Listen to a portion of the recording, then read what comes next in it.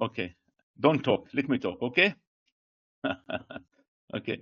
Bismillah ar-Rahman Sure. ar-Rahim. This presentation is entitled Introduction to the Position of States and NGOs in Halal Certification. My name is Dr. Hani Mansour Al-Mazeedi. I am an international activist in the field of halal and halal food in halal and food safety research since 1981. I am a retired person now. I've been working in this field for 40 years. The scope of this presentation will be an introduction to the position of states and NGOs in halal certification. Outline of this presentation will be, I'll give you an introduction. And then what is NGOs?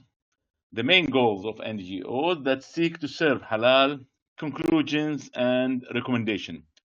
Introduction. In the last century, and specifically at the beginning of the 80s, the sectors of food and non-food products have developed significantly.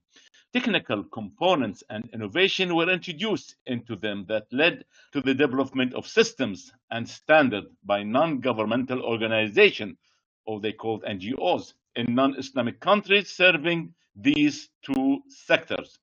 Initially, these organizations played a non-profit role in their inceptions. However, over time, they have transformed into commercial enterprises, but remaining the umbrella of being non-governmental, non-profit organization.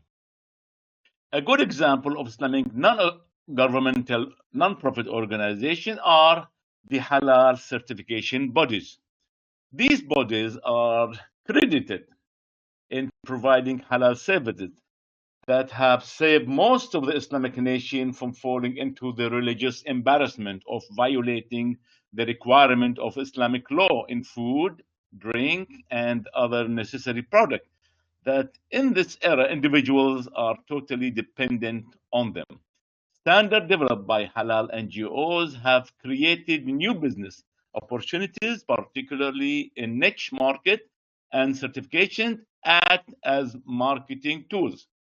Almost all the standards that have been studied and developed by halal certification bodies can be described as secular, serving mainly the industrial sector more than Muslim consumers. This has been wonderful for governmental organizations that do not want to clash with Western countries for standards inspired by a religious identity and always seek to serve business individuals who are chasing profit regardless of its origin, i.e., whether it is from permissible or prohibited source. In multicultural societies, halal systems which are inspired by Islamic law help to create norms and boundaries that initially help immigrants who form a religious minority in non Muslim countries to reconnect with their indigenous culture. So, what are NGOs? A non governmental organization or an NGOs are a non-profit organization that were originally established to serve citizens in their own countries. NGOs operate under the law of non-governmental organization and work independently of the government in their country.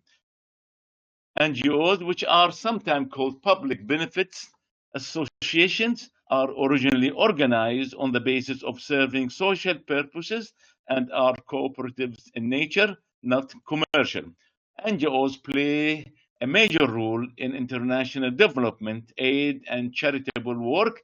It is by definition a nonprofit, but it may manage budget of millions or up to billions of dollars each year. As such, NGOs rely on a variety of funding sources, from private donations and membership fees to government contribution. There are several distinct types of NGOs, each with their own mandate. Examples of NGO include those that support human rights, advocate better health, or encourage political participation. The type of NGOs are as follows. Bingo, which is an international business friendly non governmental organization, example, the Red Cross. INGO, which is environmental non-governmental organization, which is Greenpeace and Wildlife Fund. Congo, which is an NGO organized by the government, an example, International Union for Conservation of Nature. And INGO, which is International Government Non-Governmental Organization, example is Oxfam. And Quango, which is a semi-independent non-governmental organization, such as the International Organization for Standardization, which is ISO. The World Bank classified the NGO activity as operational and advocacy. NGOs act as implementers, catalysts, and partners. They mobilize resources to provide goods and services to people affected by a natural disaster. They drive change and partner with other organizations to address problems and meet human needs. The main goals of NGOs that seek to serve halal are develop plans to increase awareness and commitment to halal issues, approval of halal certification bodies for the production and export of food and medicine based on their compliance with the provisions of Islamic Sharia, encouraging conferences and seminars that contribute to achieving its goals, promote training programs specialized in halal issues and skills, coordination and cooperation with local and international agencies, companies, and institutions to achieve the best halal practices in the production, manufacture, and marketing of halal products. Promoting scientific research and publishing in the field of halal, following up on the work of food and drug producers and exporting to Islamic countries and Islamic societies and helping them to continue adhering to the provisions of Islamic law, contributing to the production, manufacture, and distribution of halal products. So, are halal NGOs really serving the true halal message? Where the governmental agencies a stumbling block in front of halal NGOs that carry the message of true halal? In general, most halal standards at the crucial halal clauses allow non-halal practices and the use of non-halal ingredients that penetrate Islamic market under legal framework. What I'm saying that the present international halal standard actually permit the use of non-halal ingredient and non-halal practices that penetrate into the Islamic market through a legal law. The excuses that one might find in fatwas and halal standard are under the following terms: suitable, not recommended, but okay if it is necessary. If the amount is too little, it is okay if it is artificial. So you see these words as excuses in international halal standard. And from these, you can see that non-permittable ingredient and non-permittable practices penetrate into our halal, into our Islamic market.